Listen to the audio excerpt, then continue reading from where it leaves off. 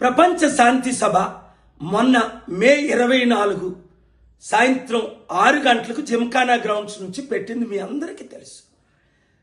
మే 20ని 21ని రేవంత్ రెడ్డి గారు ముఖ్యమంత్రిగా హోమ్ మినిస్టర్గా ఆ పర్మిషన్ ఇవ్వని క్యాన్సిల్ చేయించారు పోలీసుల ద్వారా. వెంటనే మేము కోర్టుకు వెళ్ళాం. 21 11 సార్లు రేవంత్ రెడ్డి గారు టీంతో మాట్లాడినప్పటికీ పర్మిషన్ ఇవ్వలేదు. నేను చెప్పాను, దేవుని శాంతి సభను ఆపితే దేవుని కోపం మీ మీదకి వస్తుందని 20ని మీడియాలో చెప్పాను, 21 వాళ్ళకి చెప్పాను. 22 రేవంత్ రెడ్డి గారిని ముద్దాయిగా హెరాల్డ్ నేషన్ కేసులో పెట్టారు. హ్యూమన్ రైట్స్ కమిషన్ అల్లు అర్జున్లో మీరు తప్పు చేశారని ఆ రోజే పెట్టారు. మిస్ వరల్డ్ మ్యాగీ నన్ను ఒక వేశ్యగా ట్రీట్ చేశారు.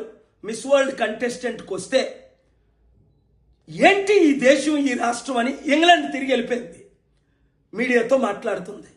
నా నోరు మూయించడానికి చూడండి, గవర్నమెంట్ ప్లేడర్ని రేవంత్ రెడ్డి గారు పెట్టి ఎట్టి పరిస్థితుల్లో ఈయనకి పర్మిషన్ ఇవ్వకూడదు అంటే జడ్జి గారు ఇచ్చారు. కానీ ఇలాంటి ఆర్డర్ ప్రపంచంలో ఎవరికి ఎప్పుడు ఇవ్వలేదు. నా శాంతి సభలకు లక్షల మంది వస్తారు. 2200 శాంతి సభలు పెట్టాను. మన దేశంలో 300కు పైగా 3 లక్షల నుంచి 20 లక్షలు వచ్చారు. ఈ శాంతి సభకు 1000 మందికి ఎక్కువ రాకూడదు, ఒక్కరు ఎక్కువ వచ్చినా ఆయన అరెస్ట్ చేయొచ్చు అని ఆర్డర్లు ఇచ్చారు. శాంతి సభలో పాల్గారు కాదు ఎవరు మాట్లాడకూడదు. రాజకీయ ఇలాగ ఎక్కడైనా రూల్స్ పెడతారా అంటే మన దేశంలో ఏమైంది? కనుక దేవుని తీర్పు రేవంత్ రెడ్డి ముఖ్యమంత్రి గారి మీద ఆరంభమైంది. 21ని క్యాన్సిల్ చేశారు, 22న ఆరంభమైంది. 30 రోజుల్లో ఆయన మారకపోతే ఆయన మారాలని ప్రార్థించండి. నాకు ఒక తమ్ముడుగా ట్రీట్ చేశారు. మారకపోతే దేవుని శాంతి సభను అడిగినందుకు 1000 మంది కంటే ఎక్కువ రాకూడదు అన్నందుకు అప్పుడు నేను అన్నా, ప్రభువా 1000 మంది వచ్చేస్తారు కదా, 26,000 మంది ఆ గ్రౌండ్లో పడతారు కదా, వర్షమైనా పంపించిన ఆయన. దేవుడు వర్షాన్ని 7 గంటలకు మీటింగ్ పర్మిషన్ ఇస్తూ 6:45కి పంపాడు.